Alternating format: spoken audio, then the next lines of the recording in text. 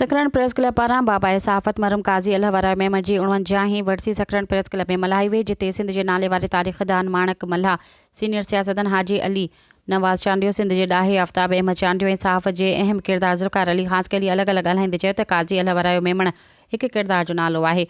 पाण उन वक़्तु सहाफ़त जी शुरूआत कई जॾहिं का सहूलियत न हूंदी हुई।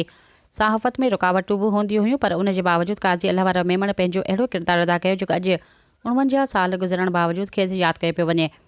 हुन जो त काज़ी अल्लाह वारा मेमण जे ख़ानदान जो सहाफ़त खां सवाइ इल्म ऐं अदब में बि वॾो किरदारु रहियो।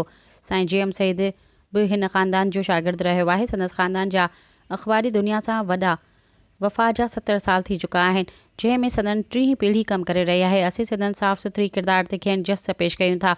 उनखां अॻु सखरंड प्रेस जे सदर मीर मोहम्मद कीरियो आयल महिमाननि खे अजाणो पेश कयो। वरसी तक़रीब में मरहूम जे लाइ बख़्शिश ला दुआ पिणु घुरी वई।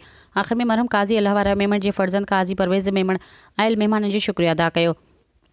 हिन मौक़े ते क़ुर्बान अली उमराणी, वाहिद बख्श उमराणी, अब्दुल जब्बार चांडियो, अमजद ख़ानज़ादा, मेहताब जमाली, आमिर चांडियो समेत मुख़्तलिफ़ शख़्सियतूं मौजूदु हुयूं।